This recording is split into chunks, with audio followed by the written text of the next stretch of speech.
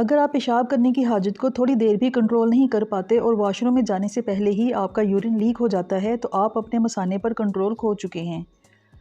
ہماری خوراک میں شامل کئی چیزیں اس تکلیف میں اضافے کا باعث بنتی ہیں۔ اگر آپ ان چیزوں کو کھانا پینا کم کر دیں گے تو اپنی سردیاں کافی حد تک سکون سے گزار سکیں گے۔ ان تمام معلومات کو جاننے کے لیے ویڈیو کو پورا دیکھیں اور پسند آنے پر اسے لائک اور شیئر کریں اور میرے چینل کو بھی سبسکرائب کریں۔ بے اختیار پیشاب نکل جانا بہت تکلیف دہ مسئلہ ہوتا ہے کیونکہ ایسا فرد ہر وقت اپنے کپڑے بدلنے پر مجبور ہوتا ہے۔ نہ وہ اپنی عبادت مکمل یکسوئی سے کر سکتا ہے اور نہ ہی گھر سے باہر زیادہ دیر تک رک سکتا ہے اور نہ لمبا سفر کر سکتا ہے، اور کبھی کبھار یہ مسئلہ بہت زیادہ شرمندگی کی وجہ بھی بن جاتا ہے۔ مثانے پر کنٹرول کیوں نہیں رہتا؟ اس کی بہت ساری وجوہات ہیں۔ ایک عام وجہ اس کی قبض رہنا بھی ہے، کیونکہ ہماری انتڑیوں میں جب سٹول زیادہ جمع ہو جاتا ہے اور نکل نہیں پاتا تو اس کا وزن مثانے پر پڑتا ہے، اور پخانہ خارج ہوتے وقت بھی زور لگانے سے مثانے کے مسلز کمزور ہو جاتے ہیں۔ اس لیے اگر آپ کو قبض کا مسئلہ ہے اور اس کے ساتھ آپ کا یورین بھی لیک ہوتا ہے تو سب سے پہلے اپنی قبض کا علاج کریں۔ عورتوں کو حمل کے دوران ہارمونز چینج ہونے سے اور یوٹرس میں بچے کا سائز بڑھنے سے پیشاب بار بار آتا ہے اور کئی بار بے اختیار نکل بھی جاتا ہے۔ اسی طرح اگر بچے کی پیدائش نارمل ڈیلیوری کے ذریعے ہوئی ہو تو اس سے بھی مثانے کے مسلز اور نروز ویک ہو جاتے ہیں۔ بڑھتی ہوئی عمر میں پیشاب کنٹرول کرنے کی صلاحیت کم ہوتی جاتی ہے اور مینوپاز کے قریب عورتوں میں ایسٹروجن ہارمون کم بنتا ہے۔ یہ ہارمون مثانے کو اور اس کے مسلز کو مضبوط کرتا ہے اور اس کی کمی سے مثانہ ویک ہو جاتا ہے۔ مردوں میں پروسٹیٹ گلینڈ بڑھنا بھی پیشاب نکل جانے کی ایک بہت بڑی وجہ ہوتی ہے۔ پروسٹیٹ گلینڈ میں کینسر ہو جانے سے پیشاب بالکل بند بھی ہو سکتا ہے اور بے اختیار نکلنے کا مسئلہ بھی ہو سکتا ہے۔ نیورولوجیکل ڈیزیزز میں بھی پیشاب بار بار آنے اور پیشاب لیک ہونے کا مسئلہ پیدا ہوتا ہے۔ مثلاً پارکنسنز ڈیزیز میں دماغ میں ٹیومر ہونے سے، اسٹروک ہونے سے یا سپائن میں چوٹ لگنے سے بھی بلیڈر کا کنٹرول ختم ہو جاتا ہے۔ مثانے کو نقصان پہنچانے والی سب سے پہلی چیز چائے اور کافی کا زیادہ استعمال ہے، جو سردیوں میں بہت زیادہ پی جاتی ہے۔ چائے اور کافی میں کیفین پائی جاتی ہے۔ کیفین بلیڈر کی ایکٹیویٹی کو بڑھاتی ہے، جس سے فریکوینٹ یورینیشن اور یورین لیکیج میں اضافہ ہوتا ہے۔ ان کا استعمال کم کرنے سے یا بالکل ختم کرنے سے آپ کی تکلیف میں کافی کمی آ سکتی ہے۔ اس کی بجائے آپ سوپ یا گرین ٹی استعمال کریں تو وہ زیادہ بہتر ہوگا۔ فرینڈز، میرے چینل پر پیشاب بار بار آنے اور مثانے کو مضبوط بنانے کے لیے ویڈیوز موجود ہیں۔ ڈسکرپشن میں آپ کو ان کا لنک ملے گا۔ ان سے آپ کو بہت زیادہ فائدہ ہوگا۔ آپ کو بہت اچھی ٹپس اور میڈیسنز کا پتہ چلے گا۔ چائے اور کافی کی طرح چاکلیٹ میں بھی کیفین پائی جاتی ہے، جو بلیڈر کو اریٹیٹ کرتی ہے۔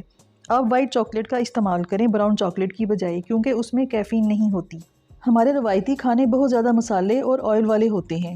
جس طرح یہ مسالے ہمارے منہ، زبان اور معدے میں جلن پیدا کرتے ہیں، اسی طرح یہ اسپائسز ہمارے بلیڈر کو بھی اریٹیٹ کرتے ہیں اور مثانے کی کمزوری کا باعث بنتے ہیں۔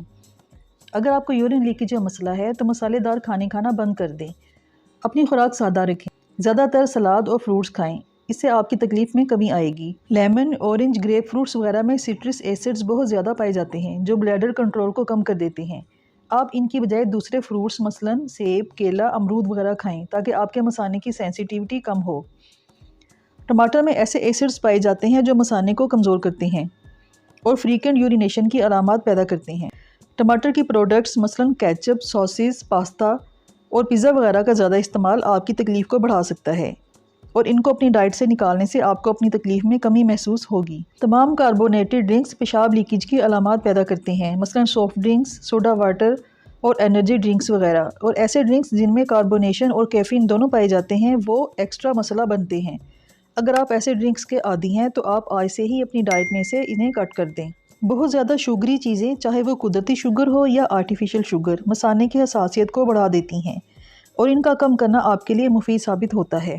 زیادہ چینی کا استعمال آپ کی صحت کو بری طرح متاثر کر سکتا ہے، اور معدے اور شوگر کے ساتھ ساتھ میٹھا کھانے کی عادت آپ کا مثانہ بھی خراب کر سکتی ہے۔ اس لیے میٹھا کھانے کی عادت چھوڑنا آپ کو فائدہ دے گا۔ پیک کیے ہوئے کھانوں اور چیزوں میں آرٹیفیشل فلیورز اور مختلف پریزرویٹیوز ڈالے جاتے ہیں جو بلیڈر کی حساسیت کو بڑھا دیتے ہیں۔ پروسیسڈ فوڈز کی بجائے فریش فوڈز، سبزیاں اور اناج کا استعمال آپ کے مسائل کو کم کرے گا، خاص کر پیشاب کی لیکیج کے مسئلے کو بہت کم کر دے گا۔ اگر آپ سلاد میں پیاز استعمال کرتے ہیں تو آج سے اس کا استعمال کم کر دیں یا ختم کر دیں، کیونکہ سٹرس فروٹس کی طرح یہ بھی مثانے کے مسائل کو بڑھاتا اور پیشاب کی حاجت میں اضافہ کرتا ہے۔ بار بار پیشاب آنے کی تکلیف کو کم کرنے کے لیے آپ پانی کا استعمال تھوڑا کم کر دیں۔ اس کا مطلب یہ نہیں کہ بالکل کم کر دیں، کیونکہ پانی کم پینے سے بھی پیشاب میں جلن پیدا ہو سکتی ہے، جس سے بھی بار بار واش روم جانا پڑ سکتا ہے۔ اس لیے اتنا پانی پئیں جس سے آپ ہائیڈریٹ رہ سکیں۔ اس کے لیے 6 گلاس روزانہ کافی ہوتے ہیں۔ پانی کا زیادہ استعمال آپ دن میں کریں۔ رات کو سونے سے کم از کم 4 گھنٹے پہلے پانی نہ پئیں۔